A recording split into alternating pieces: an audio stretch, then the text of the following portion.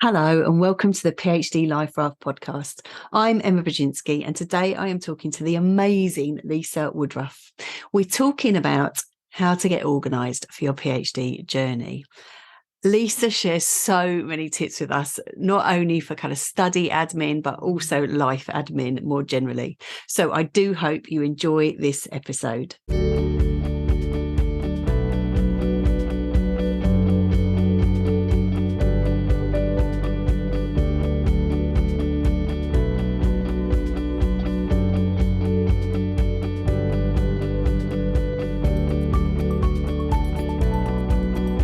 Hello, Lisa. Hi, Emma. How are you? I am very, very excited. That's how I am. I can't wait to talk to you about this stuff. I'm a big fan on Instagram. So we met each other on Instagram, and I love what you do, and I can't wait to talk to you more about it. So thank you so much for saying yes to coming onto the podcast. Well, thank you for your podcast because it really helped me as after I had applied for my PhD to mentally prepare me for what I am embarking on. So thank you. Oh, you are so welcome. So let's start with that then. Let's start with that in terms of your journey and what has brought you now to the PhD. Yeah. So as usual, I do things in the opposite way that they're supposed to be done. Love it. So I was a school teacher. I was a stay-at-home mom. I've started my own company. And along the way, I wanted to do academic research. So I actually hired a PhD in my audience to help me do academic level research around, how do people get organized at home and how does executive function affect that? And what can we uncover in academia so we can research more? And we did 3 research studies over 2 years, and I spent a lot of money. And then I realized that there's not a lot of research around this and that I really want to do this like for the rest of my life. And I want to be able to be a first author, which means I have to get a PhD now. So I love that you said, I'm going to do it. I'm going to do this research. And then, so you were saying about sort of getting ready then in terms of this preparation that you've done.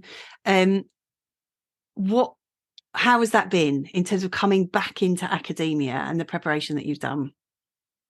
Oh my goodness. So I have been talking about getting a PhD in psychology for 7 years, but I never thought I would have enough time. And then I just decided that, I've over 11 years, I've grown my company. I have a team now, so it's not just me. And the conversations that I want to be able to have, the seat that I want to have at the tables I want to be at, you need to have a PhD to be there. And so I'm 50 and I want to live to be 100. And I'm like, what's 4 years? So I just decided to do it. And I was like, what the heck did I just do? And so there are very few podcasts about getting your PhD. Yours is one of the best. And I literally binged the whole thing. I just binged it from episode 1 all the way till now to, if you want to become something and no one around you is that thing, then the only way for you to immerse yourself in that world is through a podcast or through a book or, and so, yeah, that's what I did. Love it.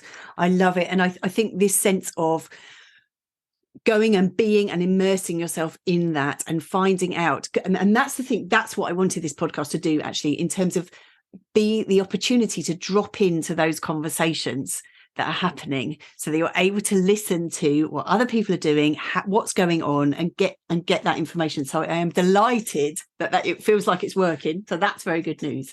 So you're getting information from other places. But also, of course, you're bringing a whole wealth of experience here, and now we get to the good stuff, because now we get to your expertise in organisation and how you're applying that to your preparation for the PhD and what it's going to mean for your research too. So tell us about organisation and Organize 365. Okay, so I run a company with employees. So like I can't quit my day job, as most Right. people getting a PhD can't quit their day job. Right. I am an empty nester, so I'm not in the active parenting years, which I think is hugely helpful. But Right. I have a baby grandson. My 21-year-old daughter has a little baby and lives with us. So I am a very active grandparent. And I want to stay married. So I really prioritize my husband. And so there maximize the hours that you have in a week, but there are still only so many hours. So I had to do two things. First, in organization, I figured out how many hours this was going to take. And the university that I am at counseled you to have 25 to 30 hours a week. So I figured out how to have 30 hours a week, and I reduced my work hours down to 30 hours a week. And then I proactively put in an hour with my grandson every day, a date night with my husband every week, and a Sunday dinner with my mother-in-law every week. So I knew that that was all already on the calendar. So literally there's not very much extra time on my calendar, but at least everything has a place. So that was like number one. Like I was scrolling my phone while we were watching TV for over half an hour, just, looking at my calendar, modifying my calendar the other night. And my husband said, "How long can you look at your calendar?" And I was like, "I probably spend 3 hours a week just making sure everything's going to get done on my calendar." Oh, I love it. I love a calendar. I love a calendar. And I think what you said there is so important in terms of, because so much around PhD anxiety is about scarcity. I've not got enough time. There isn't enough time. And I love that what you've done from the get-go is go, I have got enough time. I'm going to make use of the time that I've got. And here it is. I've planned it out. And I'm going to use my time in this way. So gorgeous. So gorgeous. Tell me more. Tell me more that you're doing. Okay. So the second thing is I am a whole to part learner. So what that means is if I don't have the context, if I don't know where we're going, then you could tell me all the details you want until I know where we're going. I didn't hear a thing you said. Yes, So yes. Not do 15 to 30 minutes here, 15 to 30 minutes there. Like I need deep dive time so that I can immerse myself in it. So I go to school all day Monday, all day Thursday. And so I don't work at all on Mondays and Thursday. And the team can email me and they can do whatever they want, but they know I'm not going to respond until Tuesday or Friday. And so the team knows when they can talk to me for work. And then I have the freedom to really deep dive and get lost in the research and writing my papers, whatever I'm doing, without worrying that I am dropping the ball somewhere else. So I think, again, just to reflect this back, this real strength in terms of going, this is how I learn, this is how I approach things. And I'm kind of really going to claim that way of working, because that's such an important thing on the PhD journey and often takes people by surprise. So you are well ahead of the game there in terms of going, okay, this is what I need, and setting that up for yourself and just encouraging other people to do that for themselves and go, okay, how do I best learn? And how can I set that up for myself rather than just taking whatever comes my way? I love it. I love it. So we've got the scheduling, we've got the knowing what works for you and making sure that that's set up and ready. Anything else? Okay, so this took me a couple of weeks, but once I figured this out, like the rest of my PhD journey is going to be so much easier. So I am actually in a post-baccalaureate program. I'm not a PhD candidate yet. I didn't get accepted. So because I don't have a master's even, like I need to learn research before I can be accepted. So I'm in a pre-doctoral program. I'm going to do it. Totally. So I have two classes in a research lab, and they all have their own due dates. So there's, certain reading you have to do, certain quizzes you have to do, certain papers you have to do, a blog post in one class. This one wants the APA formatting the formal way. This one wants the APA formatting the student way. So I was trying to figure out all these due dates, and I already have 7 calendars, so I don't need another calendar. And knowing when things are due doesn't help you if you don't have the time to do them. So a couple weeks in, I finally took every single thing that was required of me, whether it was a quiz, a book, a chapter reading, whatever, and I put it in a spreadsheet. And I organized it based on when it was due. And then I color coded it based on class. So my research is red, Psych 501 is orange, and Psych 502 is yellow. So I put everything in order based on when it was actually due. And then I color coded it for which class it was. And then I printed it out, and it was 2.5 pages worth of actionables. But now when I have my time to work and I look, I can then go, oh, okay, I'm going to read, and I can read for all 3 classes at once. And I know exactly what's due, and I'm just crossing them off in order. And I know how long it takes me to write my papers now. And so I make sure that I get started on those right away, because I have dyslexia. So I need someone to help me edit and make sure that I have all my letters correct and they're not swimming around on the page. And that gives me so much sense of peace, because I just got a new assignment from a lab group that I'm in that I didn't realize was going to be there, but I'm ahead in my work. So now I could just add that in and I know where it goes. And some weeks I do more work in one class, and some weeks I do more work in another class, but at least all of the classes are staying up to date. This is genius. And I waste no time. It's brilliant. I love what you said, because you said there's no point knowing when it's due if you don't know you're going to do it. And it's true. And I think that people, the deadlines become really oppressive. And actually, it's that sense of expansiveness before, isn't it? And I love this sense of you giving yourself buffer zones as well. So you're really clear, and you're able to really make good use of of the time you have. And you also have got a bit of a buffer. So as you say, you can then go, brilliant, I'm ahead of the game. That's coming. Because life happens, right? Things come in.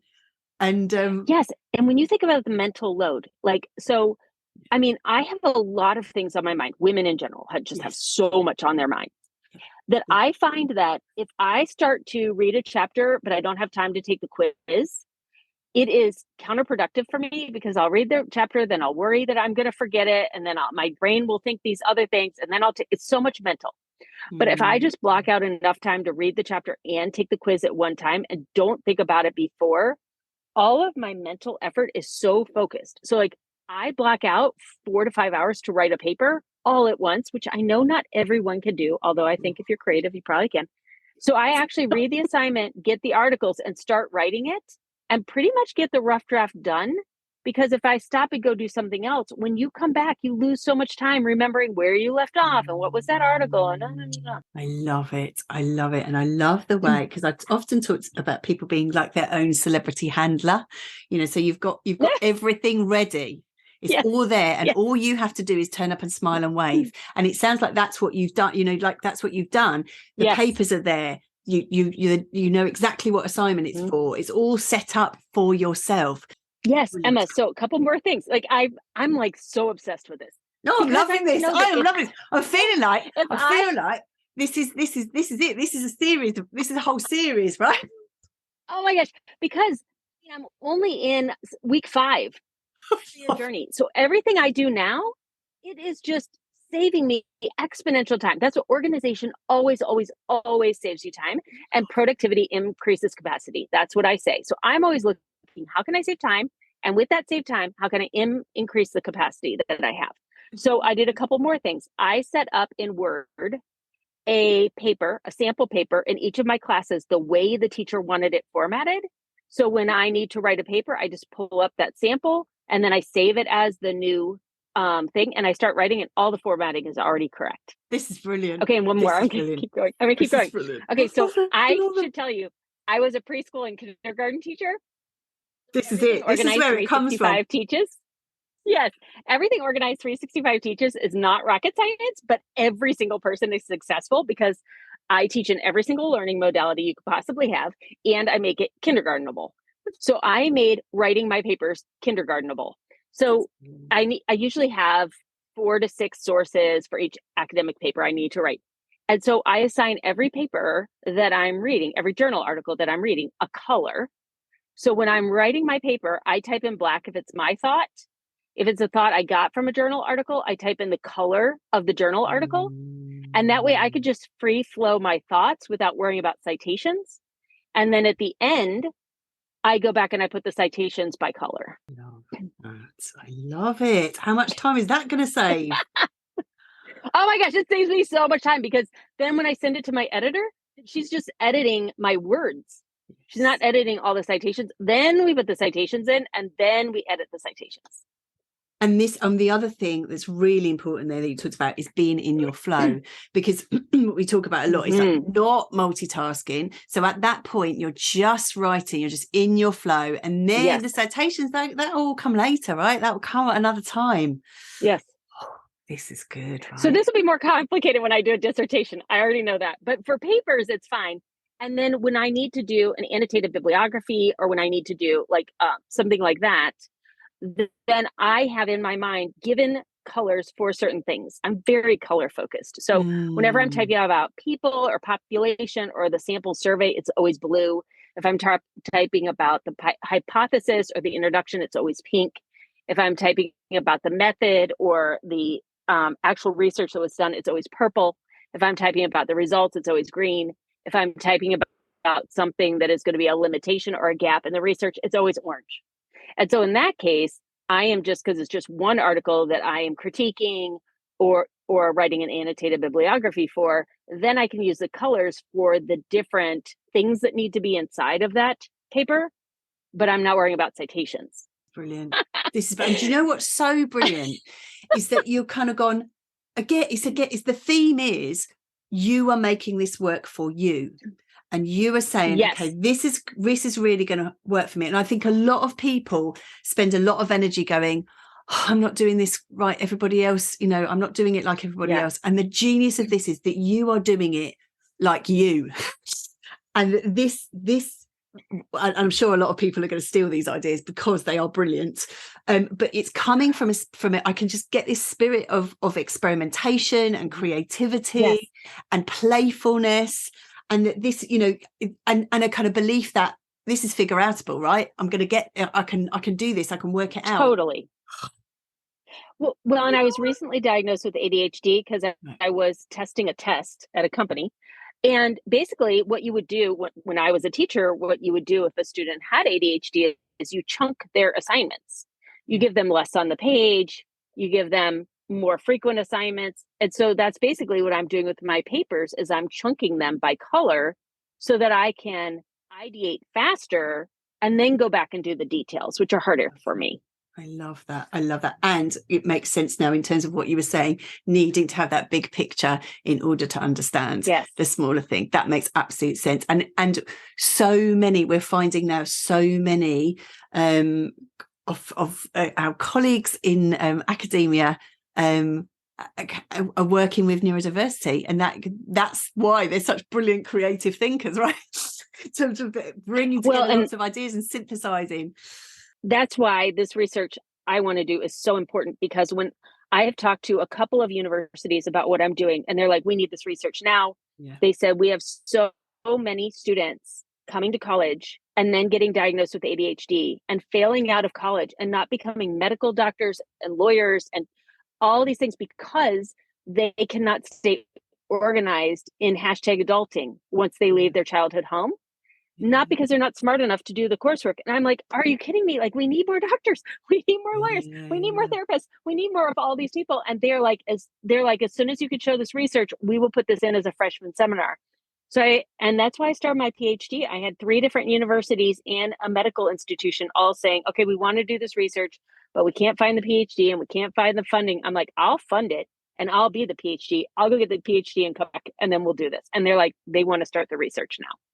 Oh my goodness! Right now you've got me, because I'm feeling all emotional now, because this is so important, and is going to be revolutionary for people. It really is. And I want you to say a little bit about the others. So this obviously is all really applicable to academia and your journey right now. But I would like you to say a little bit, because I do think the work that you do wider would be really helpful for people too, because I know that is a real challenge. People have their academic life, but they also, of course, have a whole other set, at least one other set of lives going on. If they're like you, then they're working and managing a home as well. So tell us a little bit about that kind of wider perspective and Organize 365 and what you do there. Sure. So it started on a dark night in the rain while I was crying, driving home from work. It's all good stories too.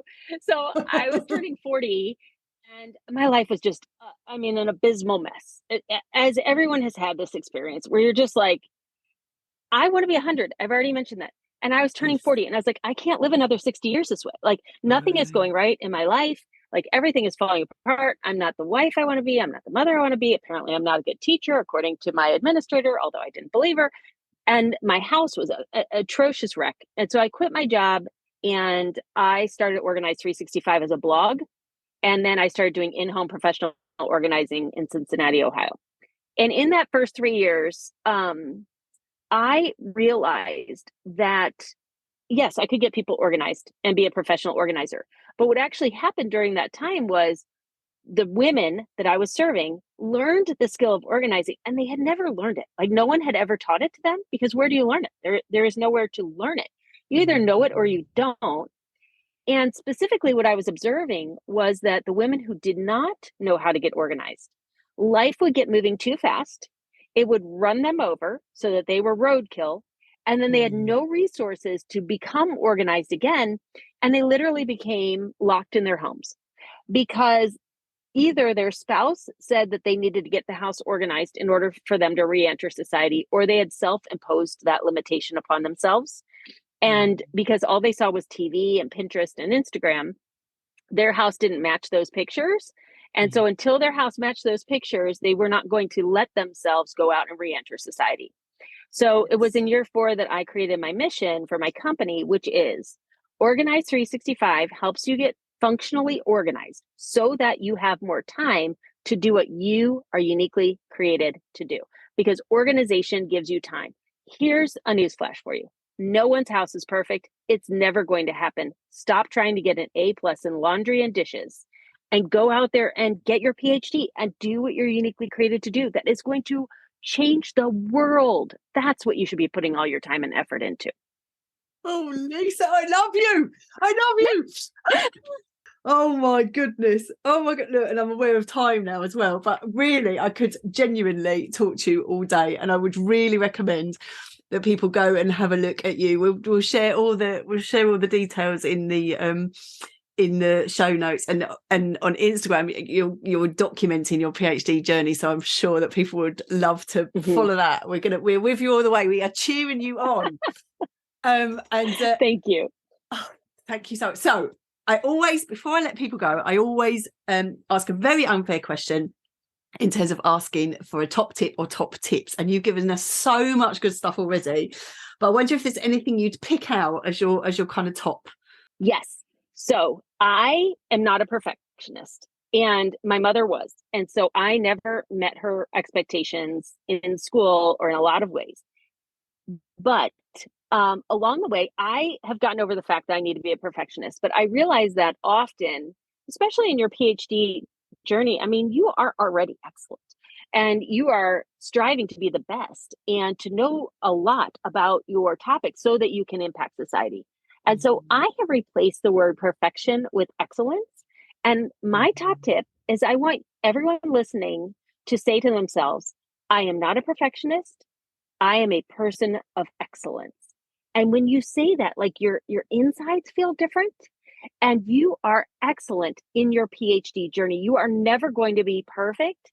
I know that you're going to do revisions over and over and over again. So I've heard through the podcast and all the things that I've done and my friends who have gotten PhDs, but we are trying to be perfect.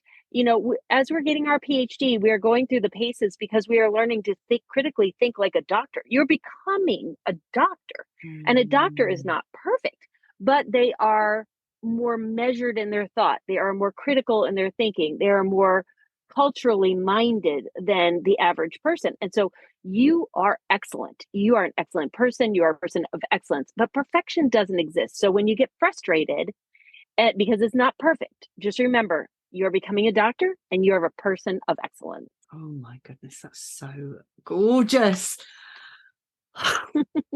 Lisa, thank you so much, really, for it all. I am really looking forward to following your journey and to celebrating Dr. Woodruff. I really am. Thank you so much for taking the time to be here today. Thank you so much for having me. And thank you all for listening.